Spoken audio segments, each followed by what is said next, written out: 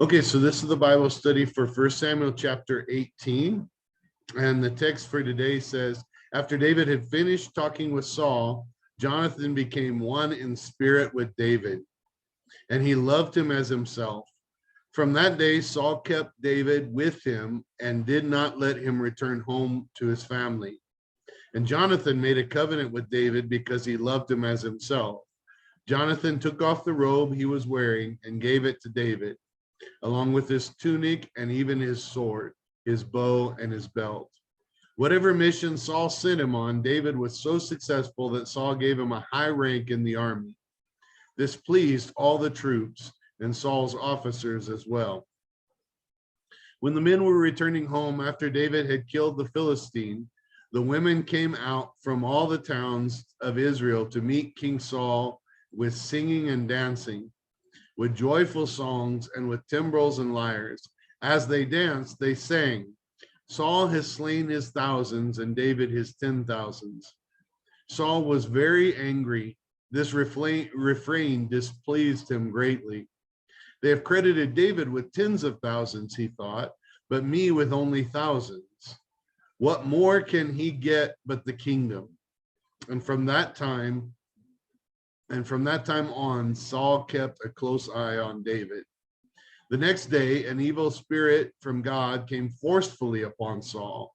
He was prophesying in his house while David was playing the lyre as he usually did. Saul had a spear in his hand and he hurled it, saying to himself, I'll pin David to the wall. But David eluded him twice. Saul was afraid of David because the Lord was with David, but had departed from Saul. So he sent David away from him and gave him a command over a thousand men. And David led the troops in their campaigns. In everything he did, he had great success, because the Lord was with him. When Saul saw how successful he was afraid of him. But all Israel and Judah loved David because he led them in their campaigns. Saul said to David, here's my oldest daughter, Merab. I will give her to you in marriage. Only serve me bravely and fight the battles of the Lord. For Saul said to himself, I will not raise a hand against him. Let the Philistines do that.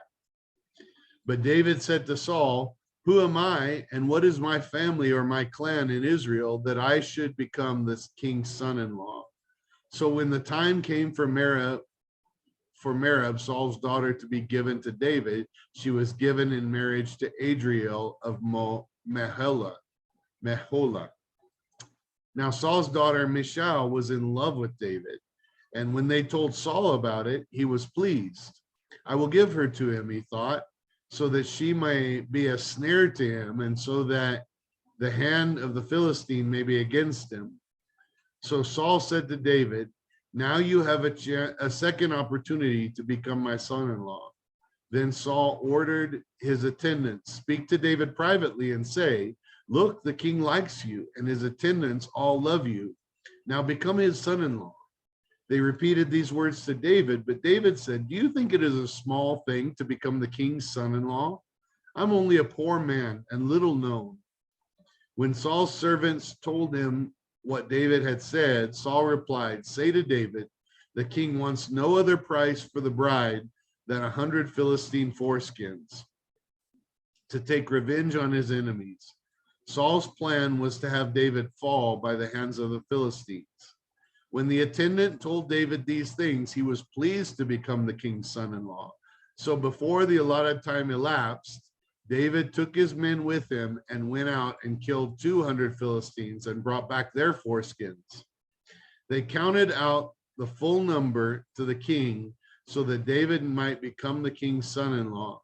Then Saul gave him his daughter Michal in marriage.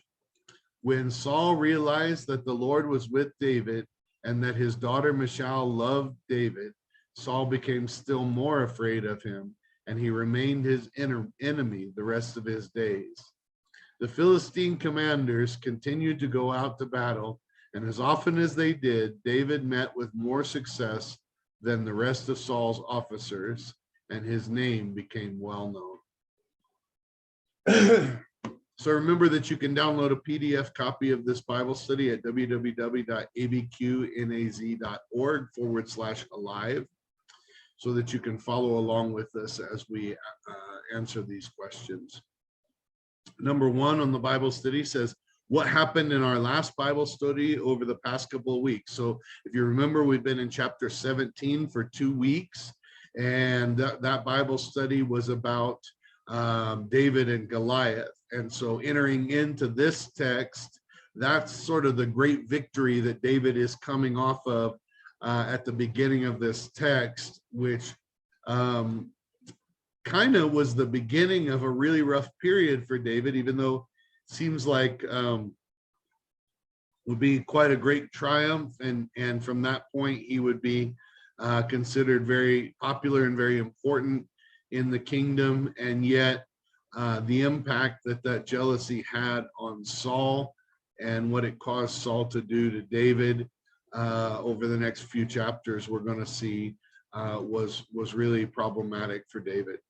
Number two, what happened after that, according to 18:1-4? After David had finished talking with Saul, Jonathan became one in spirit with David, and he loved him as himself.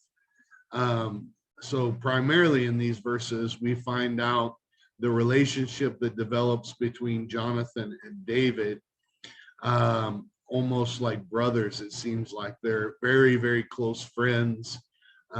Jonathan is giving David basically his armor and his weapons. And we've already learned about Jonathan. Jonathan was a valiant fighter himself. But at this time, sort of from this time on, we don't hear so much about Jonathan and his exploits as we do about David. And Jonathan is not responding to David the same way that Saul is, even though I think as probably the rightful heir to the throne under Saul, he had every right to feel the same way that Saul did about David's popularity and his ability. Number three says, with what we know about Jonathan from our previous studies, what do you think made Jonathan and David one in spirit? Jonathan, I think, was very brave.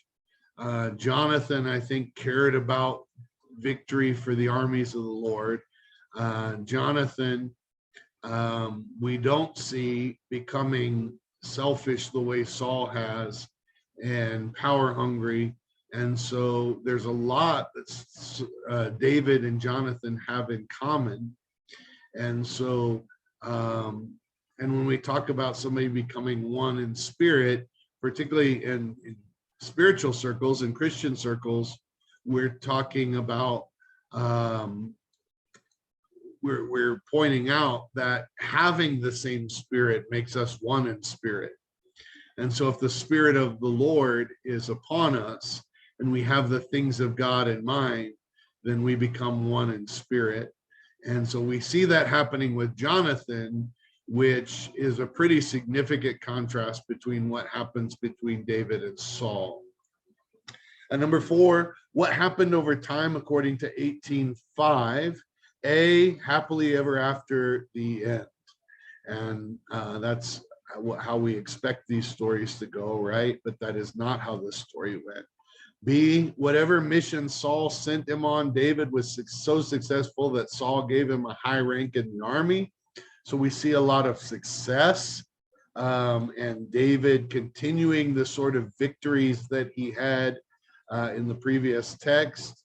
And then C, the troops were pleased with David's rise, as were Saul's officers. So all this is true, and that's sort of happily ever after, but it's not, because something else happened after this battle that triggered the beginning of, amidst all the success was opposition.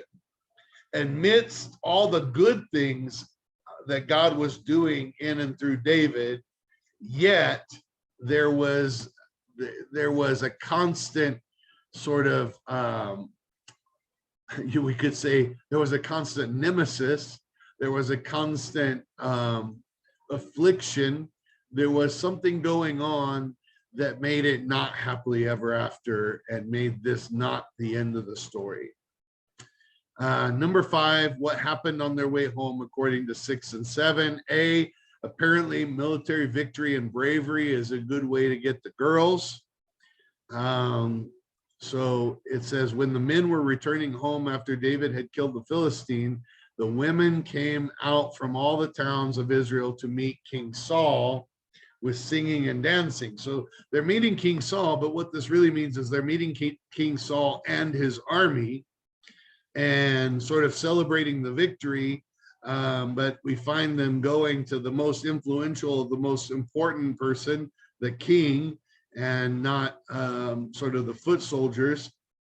And they sang and they danced because of the victory that King Saul, as king and leader of the military, has had. But ultimately, we know that David's the one that initiated that victory by killing the Philistine. And then B, the women who ran out to meet King Saul and the army sang, Saul has slain his thousands and David his 10,000s. So they sang songs of victory, probably harmless enough, but those songs of victory credited David more than they credited Saul, the king. And Saul had been in battle more, and Saul had led Israel already for some time, and Saul deserved a lot of credit, no doubt, but this victory belonged to David and his bravery and his willingness to fight when everyone else was afraid.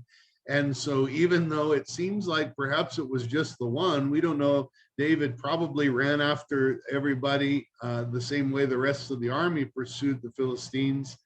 But I don't know that it was true to the letter that David had killed the 10,000s, but because of what David did, which showed great bravery beyond Saul or anybody else in this battle, we see them crediting David with more. And the question says, how did Saul respond to that? According to verses 8 and 9, it says, Saul was very angry. This refrain displeased him greatly. They have credited David with tens of thousands, he thought, but me with only thousands. But what more can he get but the kingdom? And let me just say this. I was talking to somebody. We can be really, really spiritual here and say, well, that was the wrong thing to think. Well, obviously it was. We can say, well, how could David or how could Saul? I can't believe he would say that. But one of the things that I think is a problem among us is sometimes we are critical of people who would say something like that or think something like that when we know in our heart that we are also thinking those things. And because we won't admit that we're thinking those things, we can't, God doesn't change anything. There's no accountability there, and there's no allowing God to change my heart because I won't admit that I think those things. And so let me just say this. I know in Bible study we're going to read this and we're going to condemn Saul because this is the wrong way to think and how damaging and how evil it is. And we're all going to say that we don't think that way. But we are all tempted to feel that way. And if we don't call it out, admit it, name it, and say, I know that in my flesh, this is what I'm tempted to feel, and I'm not going to deny that, because denying that doesn't allow me the opportunity to cry out to God for him to change that, and for me to decide that I will not allow that fleshly desire to control me and to consume me. And so I think it's more important today, rather than spend all our time condemning Saul, that we admit our own tendency to feel that way when somebody else gets more credit than we do. And as we admit that, let's just agree that this is the work of the enemy in our life, that this is our flesh and our sin nature. Each man is tempted when by his own evil desires he is dragged away and enticed. It's my desire to have that recognition, and for people to attribute great victories to me. And I don't want to be controlled by that.